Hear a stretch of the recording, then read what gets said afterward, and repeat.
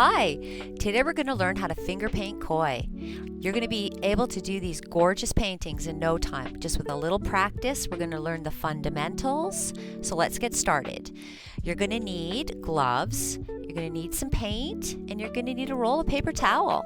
I use Holbein Duo Aqua only because I love the consistency of them. You can use acrylic, just add a drying medium so it doesn't dry out.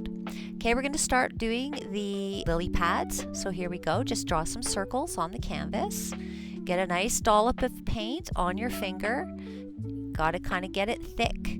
With finger painting, the thicker the better. But right now we're just sketching it on just to get an idea of where we want everything. With finger painting, things can change too. It's a very fluid and free style. Don't worry about anything too much. You can always go back and change it later. That's why I like a real long drying paint. But please do feel, if you love acrylic, use acrylic. Just get a drying medium so it doesn't dry as quick. All right, now we're going to start on the koi. All you need to do is kind of sketch it out as if we're sketching on paper. I like to sketch in paint. It doesn't need to be thick at this point. We just want to get placement and shape. Try to get your koi kind of elongated, almost like a person smiling, or a big smile and with a tilt on one side. Or a banana, kind of a banana shape. Now just nice little triangles for the fins, and again just little triangles. We're going to add paint over top of those later to make them really shimmery in the water, but right now we're just getting the shape, laying them in where you want them. Then we're going to move on to the second one. Again, just repeat that.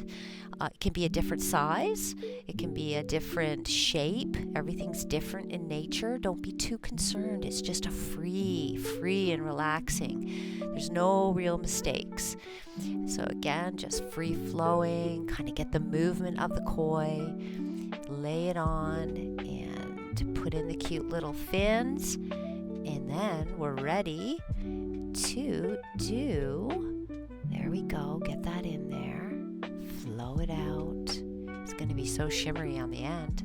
Now make sure you wipe your fingers in between each color, because you do not want colors transferring to each other at this point when we're doing a totally different color, because now we're going to start laying in the water. You can use any blue you want. I like ice green a lot of the times, but again, you're going to be able to experiment with all different colors of blue. Okay, so just lay it all in. Lay it in close to the lily pads and the koi at one time. But if you want to use like a horizon blue or whatever blue you have on hand, please feel free to use that, and you'll see that you'll be able to make it work. So again, get nice and close to the koi. And I love using the violet, and if you see why, at the edges of the paint where the blue meets the violet, it gets like it's a gorgeous kind of a bluey color. I like it when the colors interact and ignite with each other. So get really close in, get it all painted on, cover your whole canvas, get it all in there, swirly. Imagine the water swirling around. You can lay it in thicker in places if you actually want that water to look like it's moving.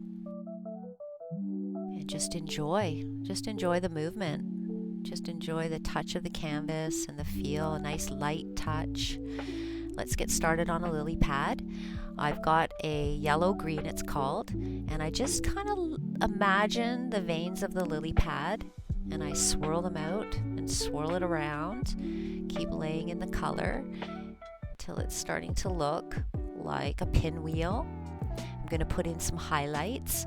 This is lemon yellow. Any yellow you have, you can use, or any other color if you want to try a different color.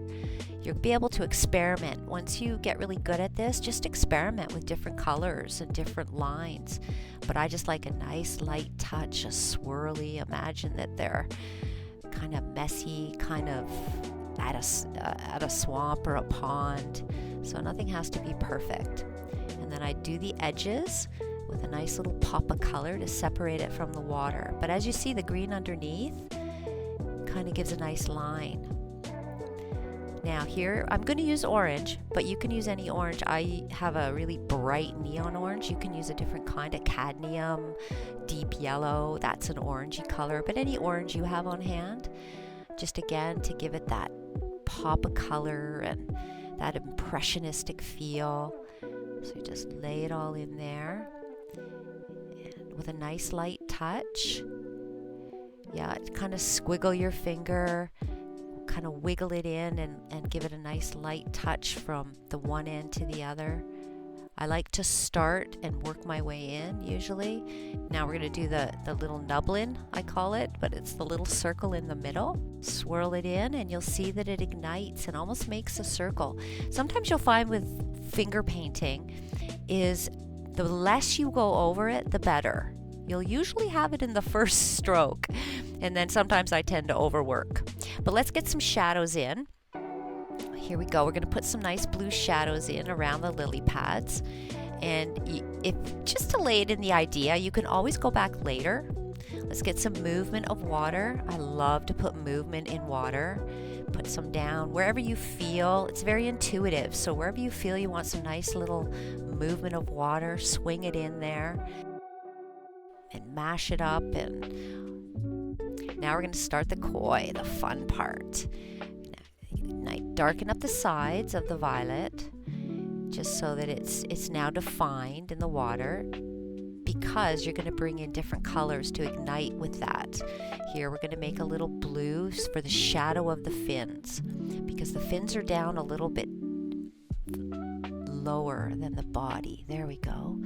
All right, so just kind of get some in, and now we're going to start with some beautiful color. And you'll find the orange and the violet, again, when they ignite, they almost make a browny kind of koi color. So that's why I like that violet. It goes with everything. And it's called luminous violet. And this is luminous orange that I'm using. I love the luminous colors. There we go. Just start from the tail and swirl down as if you're shimmering the colors. Because don't forget, the koi are underwater. So you're just going to see the shimmers of colors. So don't forget, we're just kind of tidying up the water and that. But don't forget, now I touched the water, so you would have had to wipe your finger before you go back in with the purple and the orange. So there we go. We're going to use some benzidine yellow. That gives a nice little highlight and kind of the color of the koi. I like it in the fins and in the tail. Gives a really nice movement. Now with the benzidine yellow, it's very translucent, so you really only have one or two swipes at things before you have to put a little bit more on your finger. It's kind of a little bit of a darker color of yellow. Kind of gives that deeper tone. Now we're going to go in with some Naples, or just a lighter yellow that you might have, and then we're going to make the highlights, some of the highlights. This really brings out the shimmering of the koi. So here we go, just put it all over the koi. Kind of go in a side-to-side movement as you'd imagine the koi is kind of the shape of the koi. Go in kind of the shape of the koi. There we go. I like to go kind of in a cylinder movement. Shimmer it on the sides, let it all ignite. There we go. And now we're going to bring the shimmers all the way down the top, because the top is closest to the top of the water.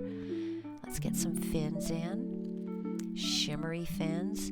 See how you just needed the triangles, because you're just going to go right over top of those triangles with color. Look at that, and it all blends together. Yeah, just kind of wisp your finger. Do a light touch. With koi, the light touch is the best touch. Just go in soft. Finger painting is just about that soft touch. And don't forget to wipe your fingers frequently. And then now we're going to go in with another little bit of the orange, just to highlight in certain areas. And you'll just want the magic happen. Just the color all blending in with each other and the light touch of your finger. Let's go and add a couple of little spots, little speckles on the koi. Again, working from side to side. Now we're going to do the highlight. Please use white sparingly. I've used white too much in some paintings, and I've actually ruined them. Just a little bit of white, just to give it a shimmer. white has ruined a lot of paintings. I prefer maybe a really, really light yellow or beige or something like that, but I do like the white for the highlights. Okay, now I've got a little bit of the high velocity pink, the high pink, just to give it, again, the speckles, because koi have lots of speckles. Just a light dab. Put a little bit on the end of your finger and give it a light dab.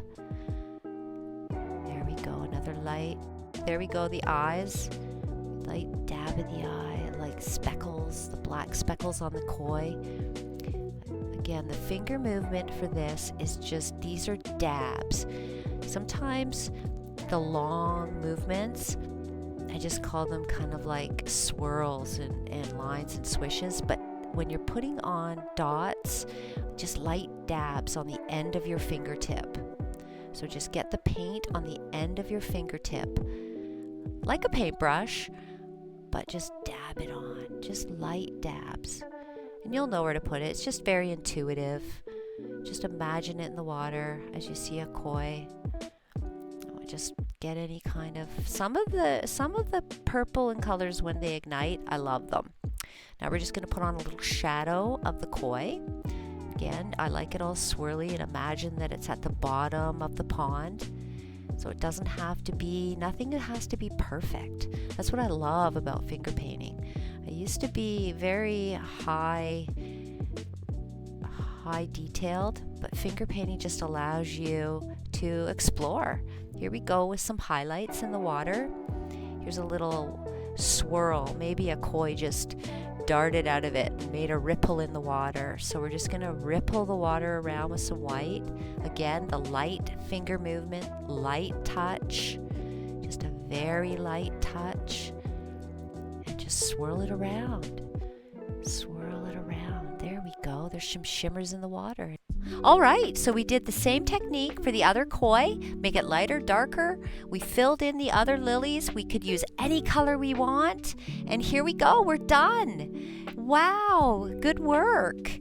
So don't forget to join me again, like and subscribe. Have a creative day.